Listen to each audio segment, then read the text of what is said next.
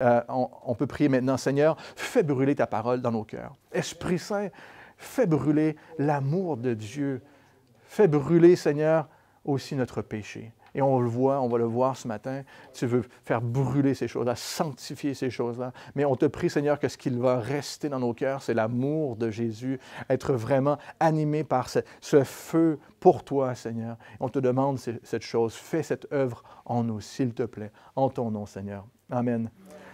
1 Timothée, chapitre 4, verset 1. « Mais l'Esprit dit expressément que dans les derniers temps, quelques-uns abandonneront la foi pour s'attacher à des esprits séducteurs et à des doctrines de démons, par l'hypocrisie de faux discoureurs marqués au fer rouge dans leur propre conscience. Ils prescrivent de ne pas se marier et de s'abstenir d'aliments que Dieu a créés pour qu'ils soient pris avec action de grâce par ceux qui sont fidèles et qui connaissent la vérité.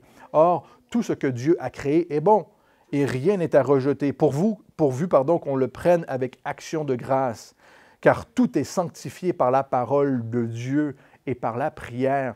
En exposant cela aux frères, Timothée, tu seras un bon serviteur du Christ Jésus, nourri de paroles de la foi, des paroles de la foi et de la bonne doctrine que tu as exactement suivies. On vient de voir que la foi en Jésus, manifestée en chair, justifiée en esprit, est apparue aux anges, c'était dans notre dernière étude, et a été prêchée parmi les nations, non seulement ça, crue dans le monde, et a été élevée en gloire. C'est le message que l'on porte, frères et sœurs. C'est l'œuvre de Christ que Paul rappelle, et Paul apporte un contraste ici à la foi est aussi menacée et la foi est aussi attaquée constamment. Hein. L'Esprit dit expressément que le Saint-Esprit parle, vous savez, troisième personne de la Trinité, c'est le Père, le Fils, le Saint-Esprit. Le Saint-Esprit parle, il prophétise, il annonce ce qui se passe dans les derniers temps. Pas seulement à la fin, les derniers temps, ce n'est pas à la fin seulement, c'est dans les derniers temps, depuis le moment où ces écrits sont intervenus dans l'Église, hein, et non seulement ça, jusqu'à aujourd'hui, nous sommes aussi dans les derniers temps. Quelques-uns abandonneront la foi pour s'attacher à des esprits séducteurs et des doctrines de démons. L'Évangile sera attaqué et certains se feront séduire. Le Saint-Esprit est en train de nous avertir, l'Évangile sera attaqué et certains seront séduits. Et tristement, nous connaissons, je pense, après quelques années de vie chrétienne, pour certains, nous connaissons tous des gens, des hommes et des femmes qui étaient tout feu, tout flamme pour le Seigneur, hein, tout feu, tout flamme, et pendant un temps, mais qui n'ont, encore une fois, tristement, pas résisté à la tentation. Résister à la tentation et même face aux fausses doctrines. Hein, des choses qui séduisent, Paul rappelle. Et nous avons ici le Saint-Esprit qui parle, qui nous rappelle. C'est une mise en garde du Saint-Esprit qui nous rappelle, qui prophétise. C'est la parole de Dieu. Jésus a fait cette même mise en garde dans Marc chapitre 13, on l'a vu il n'y a pas très longtemps. Si quelqu'un vous dit alors, le Christ est ici, il est là, hein, regarde là-bas, regarde, il veut vous distraire de la parole, de ce que Dieu veut pour vous, ne le croyez pas, car il s'élèvera de faux Christ, de faux prophètes. Ils opéreront même des signes, des prodiges pour égarer, si possible, les élus. Soyez sur vos gardes, je vous ai tout prédit. Jésus nous annonce. Et le Saint-Esprit parle, vous savez, parle encore aujourd'hui. Il nous parle au travers de la parole de Dieu. Le rôle du Saint-Esprit, c'est de confirmer dans notre cœur ce que l'on entend et l'on lit ici. Hein? C'est le rôle du Saint-Esprit. Mais il nous parle, il nous fait encore des mises en garde au travers de notre conscience. On l'a vu, il nous rappelle par notre conscience du danger qui nous guette, des tentations et des fausses doctrines. Il y a cette voix de Dieu dans le cœur d'un chrétien, d'une chrétienne, qui rappelle « Éloigne-toi ». Prends garde, fais attention. L'œuvre du Saint-Esprit agit encore aujourd'hui, sa parole, évidemment. Et le danger est de taire la voix de Dieu dans notre vie, de faire taire la voix de Dieu dans notre cœur par l'endurcissement du cœur. de rejeter ces paroles-là constamment. Et on le sait, avec le péché, c'est ce que ça fait. Plus on laisse le péché entrer, plus on endurcit notre cœur, moins on entend la parole de Dieu, la voix de Dieu. Et Paul avertit spécifiquement ici de ne pas se laisser influencer par autre chose que la parole et par l'œuvre du Saint-Esprit. Nous voulons être, on se le rappelle, et on va se le rappeler encore, nous voulons être saints pour Dieu et non légalistes pour Dieu. Nous voulons être saints et non légalistes. Mais c'est impossible d'être saint sans la puissance du Saint-Esprit dans ta vie. C'est impossible. Sans laisser le Saint-Esprit agir. Le Seigneur décrit les temps difficiles et d'épreuves que l'Église et les chrétiens vivront jusqu'au retour du Christ. Vers la fin, la parole nous rappelle que vers la fin, ce sera encore pire. Ce sera de plus en plus difficile. De plus en plus difficile. Mais certains vont abandonner. Certains vont tomber, frères et sœurs. Le mot ici, certains vont apostasier, vont quitter la foi. Auront fait profession de foi, mais quitteront la foi. C'est une impossibilité. Ça devrait être une impossibilité pour nous, mais c'est inévitable, nous dit Dieu. C'est inévitable, selon le Seigneur. L'Esprit parle expressément au sujet des derniers temps. Ce sera difficile. Ce sera difficile. On va devoir tenir le coup. Satan est aussi à l'œuvre, vous savez, et il veut voler chaque semence de l'Évangile autour de nous. Chaque semence de l'Évangile avant qu'elle ne puisse germer dans le cœur de quelqu'un ou qu'elle puisse même porter du fruit dans la vie de quelqu'un. Avant que ça germe ou que ça porte du fruit. L'ennemi est toujours là. Il guette, il veut voler ces choses-là. Jean chapitre 4, verset 36 nous le rappelle. Il semble clair que le Seigneur annonce ici que dans l'histoire de l'Église chrétienne, il y a eu des abus horribles, on le sait, on regarde derrière maintenant et on voit qu'il y a eu des abus dans l'histoire de l'Église qui allaient se produire par des hommes, des femmes qui...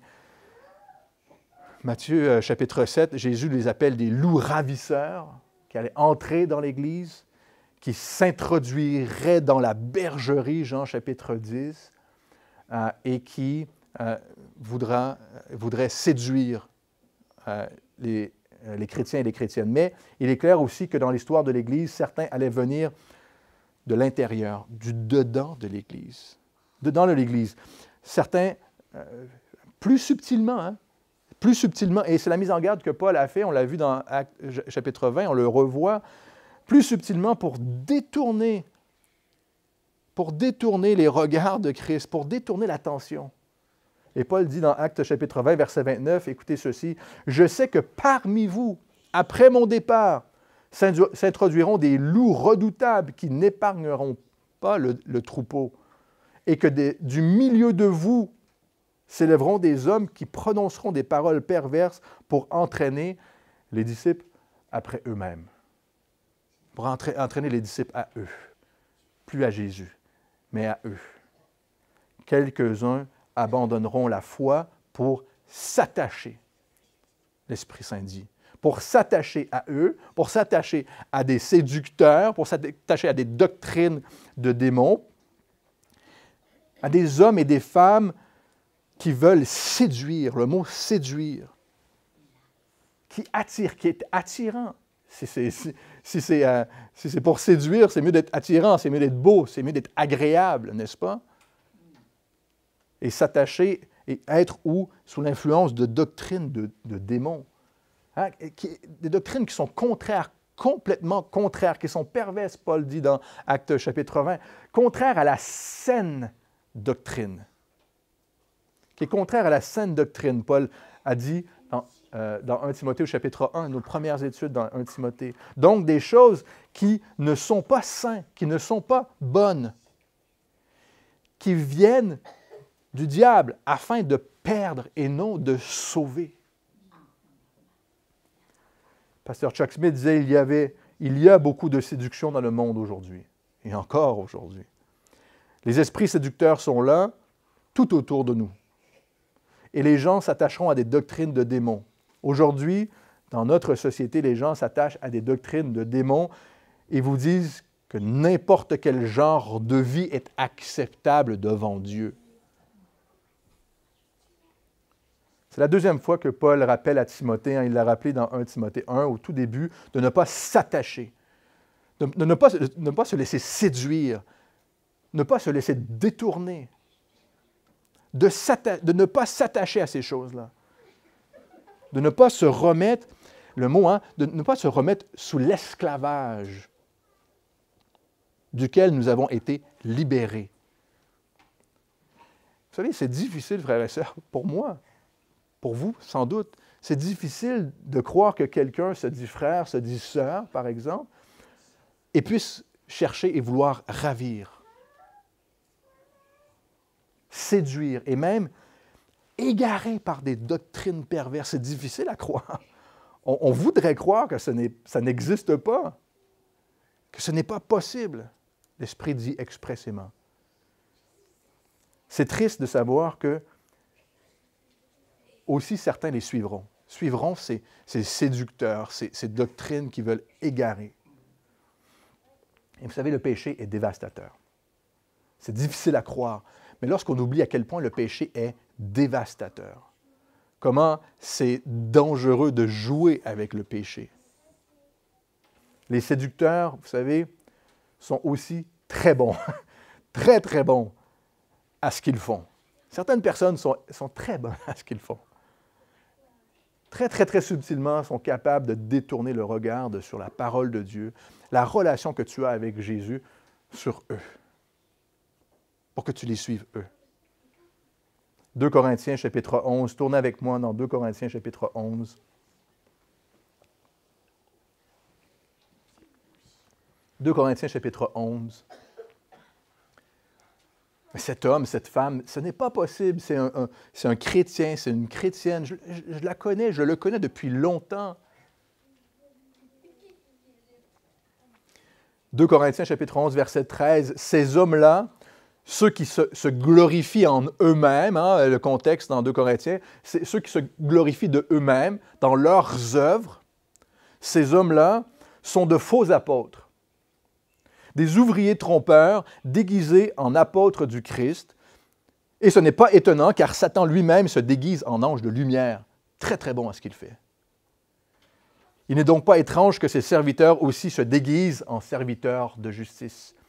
Leur fin sera leur œuvre. Vous voulez vous glorifier dans ce que vous faites, ce sera votre fin. Ça s'arrêtera là. Nous devenons, frères et sœurs, écoutez ceci, nous devenons comme le Dieu ou les dieux que nous servons. Nous devenons comme les hommes ou les femmes que nous suivons. Si nous suivons Christ, la dernière étude, soyez saints car je suis saint, dit le Seigneur. Soyez remplis de grâce car je suis rempli de grâce. Si on désire les choses de Dieu dans notre vie et que les choses de Dieu, nous ressemblerons à celui que nous suivons. J'espère que c'est un message d'encouragement pour vous ce matin. Nous lui ressemblerons. Sous l'influence du péché et de Satan, nous devenons comme lui. Nous développerons le caractère de ceux et celles que nous décidons de suivre, frères et sœurs. C'est un choix. Lorsqu'on vit, pratique le péché, agit par orgueil, centré sur soi, pendant assez longtemps, l'endurcissement du cœur s'installe. L'endurcissement du cœur s'installe. Celui du diable, son œuvre, c'est de mentir. Il est le père du mensonge, la parole nous rappelle. Il est le père du mensonge. C'est difficile de croire que ceux et certains et certaines font l'œuvre du diable, apportent des doctrines qui sont complètement contraires à ce que Dieu veut pour nous. Un faux enseignant, on l'a déjà dit, est comme une fausse doctrine. Elle ressemble à la vérité. Elle ressemble à la vérité. Mais, Paul rappelle, ils sont hypocrites. C'est par hypocrisie. Par l'hypocrisie de faux discoureurs marqués au fer rouge dans leur propre conscience. Ils se sont détournés de la parole depuis longtemps et leur conscience est marquée au fer rouge. Elle est retournée esclave. On a changé de maître, là. Hein, ce sont des esprits séducteurs, des faux discoureurs, des menteurs qui agissent par l'hypocrisie. C'est trois mots, c'est bien choisi de Paul. Hein? Séducteur, menteur, hypocrite. Ils veulent que vous vous attachiez à eux et aux fausses doctrines. Mes frères et sœurs, ils n'en ont rien à faire de vous. C'est la plus grande des vérités. Satan veut vous faire croire qu'il est votre ami.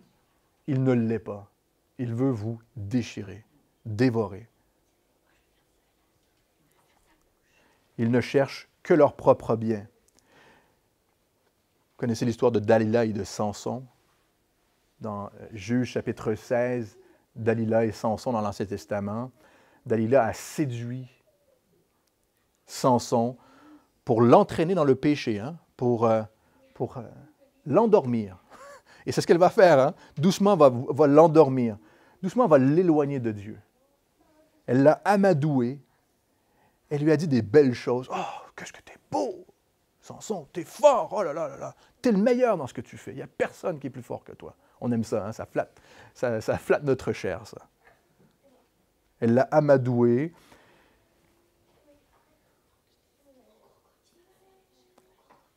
Elle l'a fait entrer dans une culpabilité. « Ah, Samson, mais pourquoi tu ne me dis pas tout? Puis tu n'es pas là pour moi. Ah, si tu m'aimais vraiment. » Hein, cette culpabilité dans laquelle elle l'a fait vivre. Et lorsque Samson était bien enfariné, là, elle l'a vraiment bien roulé dans la farine, bien enfariné par ses émotions, que son cœur était endurci aussi aux choses de Dieu. Il a donné à Dalila son cœur. Il a aussi donné à Dalila ses secrets. Et Dalila a pris sa force, la force que Samson avait en Dieu, et elle l'a livrée à l'ennemi. On connaît cette histoire. Dalila, on n'en avait rien à faire de Samson. Elle n'en avait rien à faire. Un commentaire dit « Satan ne déçoit pas directement. Il ne vient pas te voir pour te décevoir. Il est plus rusé que ça. Hein? Mais au travers de fausses doctrines. Des choses qui flattent notre ego, qui nous positionnent nous-mêmes, qui nous élèvent. Et Satan s'infiltre dans le monde et dans l'Église par des agents humains, des hommes et des femmes, qui ont décidé de croire le mensonge. Au travers, hein, Paul dit de menteurs hypocrites. C'est une terrible combinaison de mots encore. Hein. Terrible combinaison. Par la tromperie, par la fausseté délibérée, encore une fois, des hommes et des femmes qui n'en ont rien à faire des autres, ils ne pensent qu'à eux, qui n'ont qu'un seul but, c'est de détruire ou de régner. Comment peuvent-ils proférer de tels mensonges au nom de Dieu? N'est-ce pas? La seule réponse est que leur conscience a été brûlée. Le mot que Paul utilise ici, c'est que leur conscience a été brûlée, cautérisée au fer rouge. Il n'y a plus de sentiments là. On est devenu insensible aux choses de Dieu. Marqués au fer rouge dans leur propre conscience, qui est devenue contre la vérité. Mais, vous savez, la conscience est aussi attachée à ce que l'on fait, à ce que l'on pratique. On est contre la vérité, mais on pratique quelque chose qui est contre Dieu. Donc ici, il y a cette idée de cette marque, de cette emprise de Satan, hein, qu'on est redevenu esclave de, on est pris au piège, mais marqué au fer rouge dans leur conscience, hein, contient aussi l'idée que la conscience a été brûlée, qu'on est devenu insensible, qu'on ne peut plus recevoir cette voix de Dieu. Rendu insensible à la vérité, qui ne sait plus discerner ce qui est bien ou ce qui est mal. Oh, tout est bien, toute sorte de vie est bien devant Dieu, ce n'est pas grave. Ce qu'on nous dit dans les médias, c'est vrai en fin de compte. Pour le bien de cette personne, si ça lui fait du bien, on entend ça tout le temps, hein? Si elle veut vivre comme ça, si c'est son truc à elle. Que ce soit volontairement ou involontairement parfois, nous suivons ce que notre cœur désire. Les désirs de notre cœur. Et on peut se poser la question, qu'est-ce que ton cœur désire? Ou que désires-tu? Suivre Jésus ou suivre ta chair? suivre tes propres passions. Et ce que Blaise Pascal disait souvent, ne cherchez pas à l'intérieur de vous la vérité, parce qu'à l'intérieur, vous ne trouvez que des passions. Retournez à la parole de Dieu. Retournez à ce que Dieu nous dit. Satan sait qu'il ne peut pas te prendre au piège si tu ne lui ouvres pas la porte.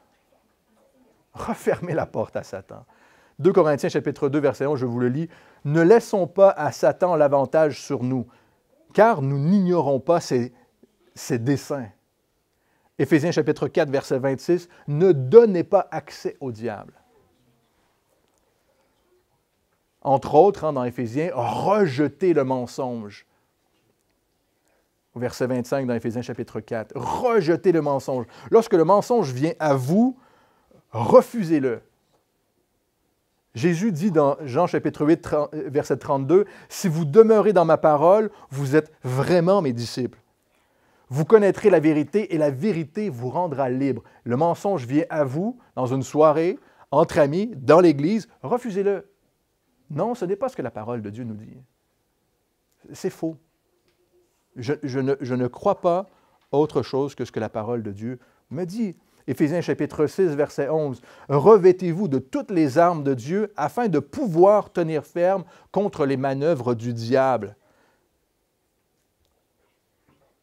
Par la parole, par la prière, par le Saint-Esprit, frères et sœurs.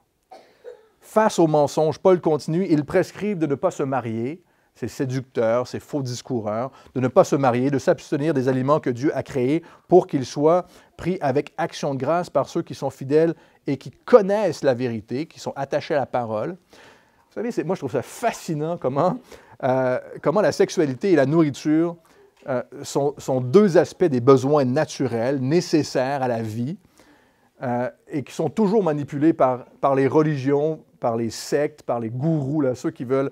La sexualité et la nourriture sont deux choses très, très précises, très spécifiques, hein, qu'on utilise toujours pour nous manipuler, pour avoir une emprise sur les autres. Hein, évidemment, ce sont deux symboles, deux choses naturelles que l'on a besoin, et non seulement ça, c'est un symbole de privation ultime. Lorsque on te dit de t'en priver, c'est comme si tu faisais un vrai sacrifice, quoi. Vous savez, si tu mets la main sur l'appétit d'une personne, qu'elle soit sexuelle ou l'appétit du ventre, tu es en bonne voie sur la conscience de quelqu'un et aussi sur son porte-monnaie. Laissez-moi vous dire une chose. Lorsque tu mets la main sur ces choses-là dans la vie de quelqu'un, il y a une main là, qui veut se mettre dans ta poche ou dans ton cœur et avoir la main sur ta conscience. Deux choses, le mariage et la nourriture, deux choses bonnes que Dieu a créées, Paul nous rappelle. Deux choses bonnes que l'on pervertit nous-mêmes ou qu'on utilise pour manipuler et pour séparer les choses. Comme si ceux qui ne se marient pas, ou qui se privent de nourriture sont plus spirituels que d'autres. On veut donner cette impression-là, alors que c'est complètement faux, frères et sœurs. C'est complètement faux parce qu'on ne se marie pas ou qu'on se prive de nourriture, on serait plus spirituel. C'est une fausseté, c'est faux. D'ailleurs, lorsqu'il y a prescription ou proscription comme ici, hein, prescription, ce n'est plus ce que Dieu veut, hein, ça c'était pour avant, Dieu l'a dit ça, mais c'est pour avant. Lorsqu'il y a prescription comme ça ou proscription, hein, ne faites pas ceci, qui est légaliste, qui devient du légalisme, hein, comme ici, c'est toujours pour vous vendre quelque chose derrière. Mon épouse, qui est nutritionniste, je me permets de le dire, lorsqu'elle voyait les diètes Alléluia passer, là, les diètes chrétiennes passer, là, ah, Dieu ne veut pas ça, là, elle regardait toujours en bas de la page Internet et disait « Ouais, mais il y a quand même des suppléments à vendre. Hein? Vous n'avez pas besoin de ce que Dieu vous dit, mais achetez ce petit supplément de vitamine, je ne sais pas quoi, ou de ce truc, pour pouvoir vous... Il y a toujours quelque chose qu'on veut vous vendre derrière. Lorsqu'on vous prescrit ou proscrit quelque chose. On a toujours besoin d'un complément, d'un coach de vie ou d'un conseil quelconque. Vous allez avoir besoin de cette personne-là. Vous ne pouvez pas y arriver vous-même, par contre. C'est ça la réalité. Vous devez vous en priver, mais par vous-même. On remplace le Saint-Esprit, c'est ce qu'on fait.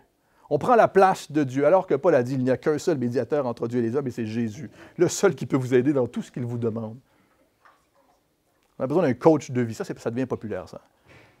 Les coachs de vie. Par toi-même, tu ne peux pas y arriver, mais moi, je vais t'aider à y arriver, tu vas voir. On se détourne de ce que Dieu a créé et dit pour remplacer avec autre chose. C'est obligé. Souvent, les faux enseignants, les discoureurs, les séducteurs s'interposent dans vos relations. Ils savent toujours mieux que vous. S'interposent dans vos relations et dans ce que vous consommez, parce que c'est un bon moyen d'avoir une bonne clientèle. Toujours un bon moyen d'avoir votre allégeance, votre fidélité. Votre fidélité qui ne revient que à Jésus. Frères et sœurs, ne faites pas cette erreur. Votre fidélité revient à Christ et à Christ seul. Certains utilisent ces choses pour donner l'apparence de piété, comme s'ils avaient eux-mêmes une vie plus saine, n'est-ce pas? Qu'ils étaient meilleurs, plus grands, plus spirituels. Dans le même contexte de discipline et de légalisme, tournez avec moi dans Colossiens chapitre 2.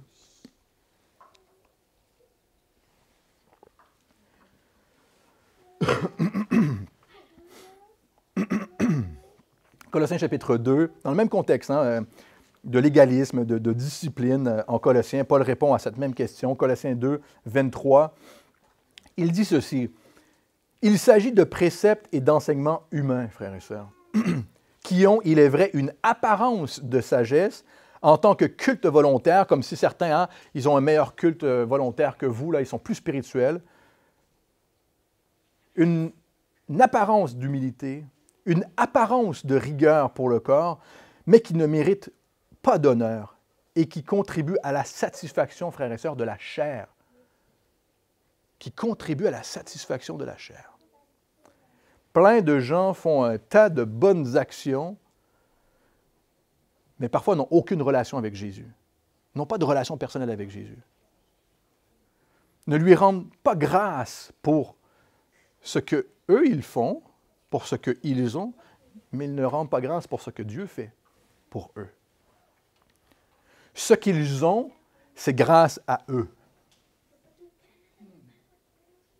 Ce n'est plus le sacrifice de Jésus qui est au centre de leur vie, mais leur propre sacrifice pour Dieu. C'est ce qui est au centre de leur vie. Ce que moi j'ai fait. J'ai travaillé fort. Pour certaines personnes, leur sacrifice, leur souffrance, leurs dons, leurs talents sont l'exemple à suivre. Ce n'est plus l'exemple de Jésus. Par l'hypocrisie, Paul dit, ils tournent le dos à la parole, ensuite à leur propre conscience. Leur conscience s'endurcit, s'anesthésie, littéralement, le mot c'est s'anesthésie, ils ne sentent plus rien. Ensuite, on vit dans l'hypocrisie, on continue à vivre dans cette hypocrisie, dans le mensonge, on s'expose de plus en plus à l'influence du diable dans notre vie, et pire encore, on induit en erreur d'autres personnes. Le fil est assez simple à suivre ici. Incroyable,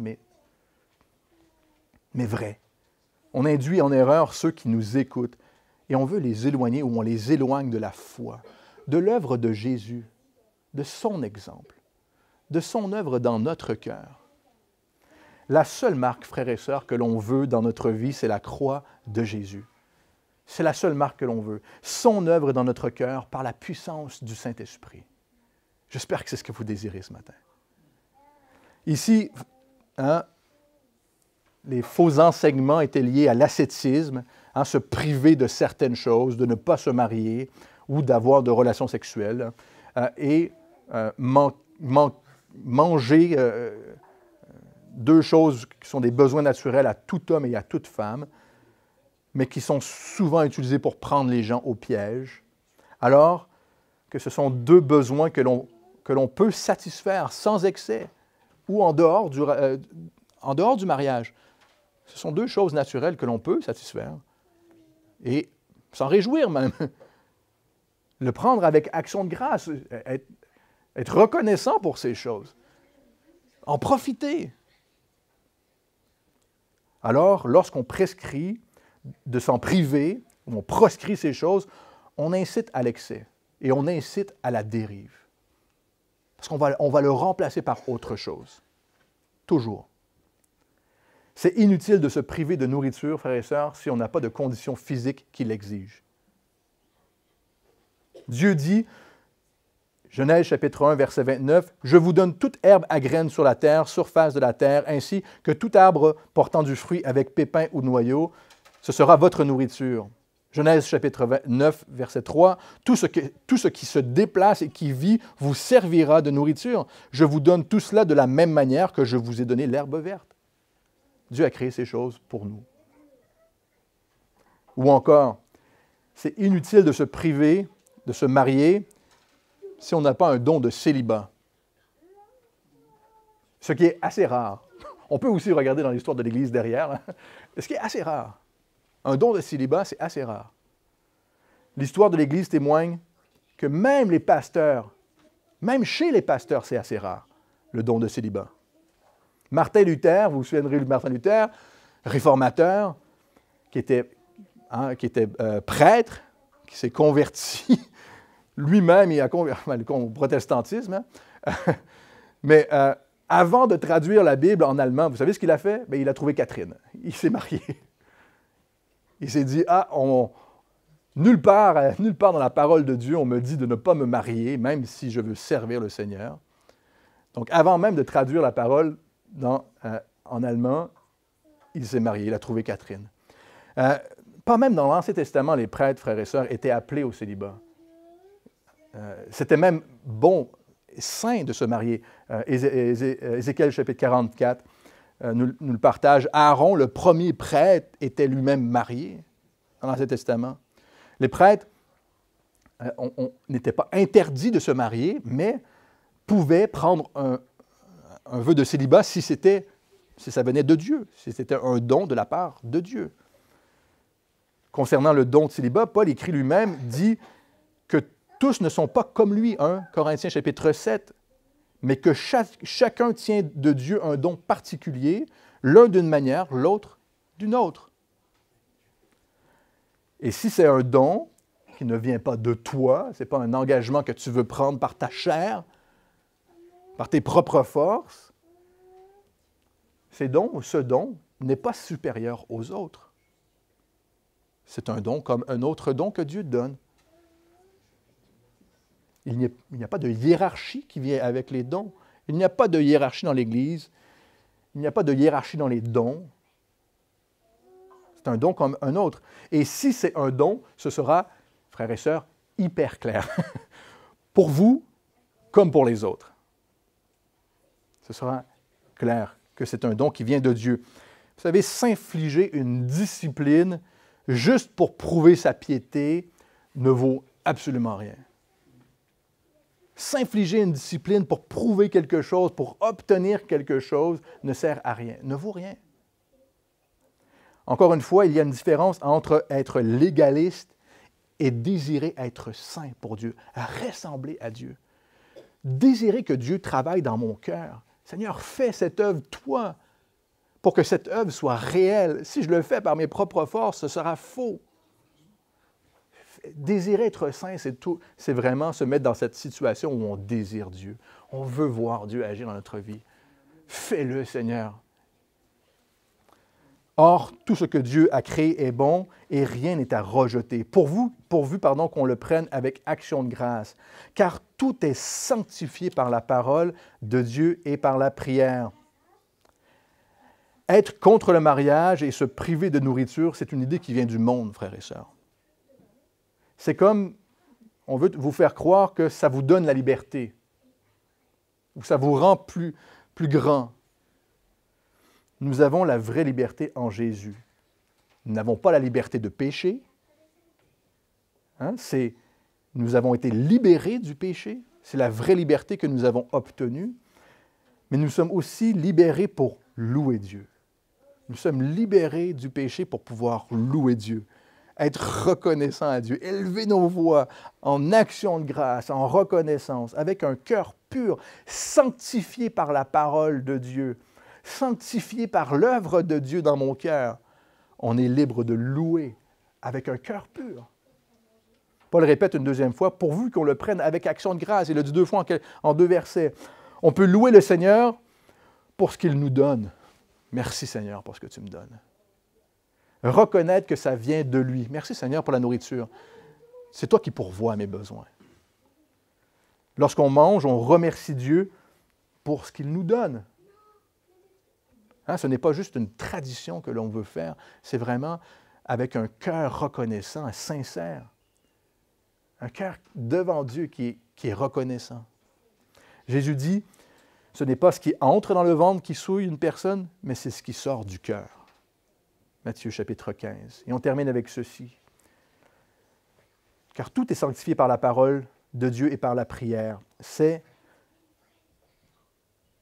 pour ça qu'on a besoin de connaître la parole de Dieu, frères et sœurs, de passer comme ça du temps dans la parole, ce que Dieu nous dit, et de rester près du Seigneur en prière, en communion avec lui. C'est ça notre grand besoin.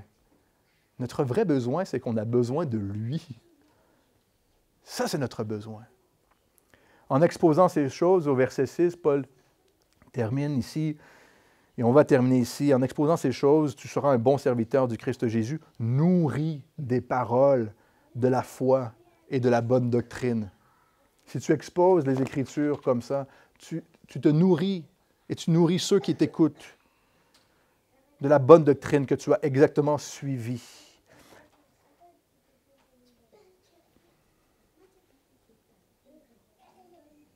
Si nous ne nous retournons pas ici à ce que Dieu nous dit, si nous gardons les règles, les préceptes des hommes, des femmes, les nôtres peut-être, des religions, des traditions, des choses que la culture veut nous donner, notre référence ne sera plus la parole de Dieu, frères et sœurs. Hein, notre identité non plus ne sera plus la parole de Dieu. Ni notre caractère ne sera celui de Dieu si nous n'écoutons plus ce que Dieu nous dit. Car nous laisserons la place à de fausses doctrines, à des choses qui nous séduisent. Nous ne laisserons plus la place au Saint-Esprit pour agir par sa puissance dans notre cœur. C'est la parole de Dieu qui doit brûler dans notre cœur, frères et sœurs.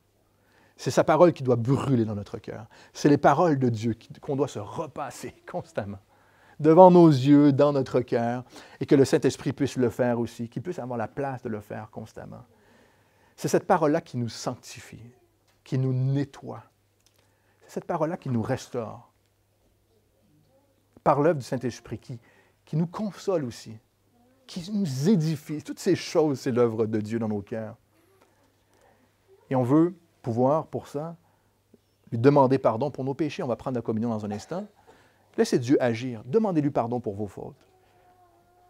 Et de dire, Seigneur, ta parole me dit que si je te demande pardon, je reconnais mes fautes, tu me pardonnes. Tu me sanctifies, tu me laves de mes péchés. Se repentir et changer ensuite notre manière d'agir, de suivre le Seigneur par sa puissance en nous. Prions, Seigneur, merci. Merci pour ta parole. On te demande, Seigneur, de nous garder des fausses paroles, des fausses doctrines, de ceux et celles qui veulent attirer à eux-mêmes. Et peut-être de nous-mêmes vouloir se positionner parfois. On te demande, Seigneur, de créer ces choses dans notre cœur. Par ton Esprit, Esprit Saint, agis. En ton nom, Jésus. Amen.